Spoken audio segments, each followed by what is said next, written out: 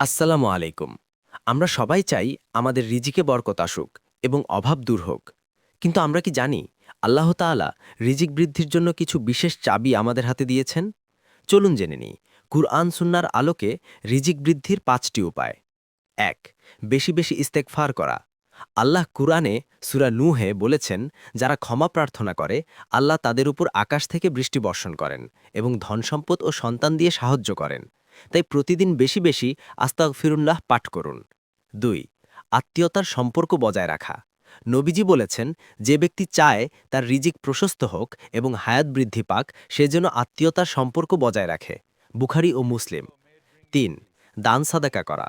অনেকেই ভাবেন দান করলে সম্পদ কমে, কিন্তু আল্লাহ বলেছেন দান করলে সম্পদ কমে না, বরং কয়েক গুণ বেড়ে ফিরে আসে। সাদাকা হলো রিজিক বাড়ানোর অন্যতম মাধ্যম। ৪. আল্লাহর উপর তাওয়াক্কুল বা ভরসা।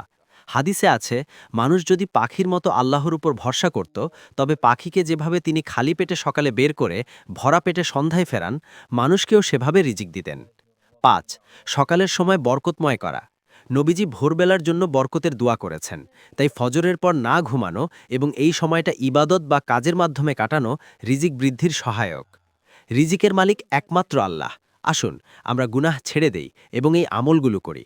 আল্লাহ আমাদের হালাল রিজিকে অঢেল বরকত দান করুন। আমিন। ভিডিওটি ভালো লাগলে শেয়ার করে সদাকায় জারিয়ার সওয়াব হাসিল করুন। আমাদের সাথে থাকার জন্য ধন্যবাদ। পরবর্তী যেন আর কোনো ভিডিও মিস না হয়, সেজন্য সাবস্ক্রাইব করে আমাদের পাশে থাকুন এবং লাইক ও কমেন্ট করে জানিয়ে দিন আপনাদের মূল্যবান মতামত।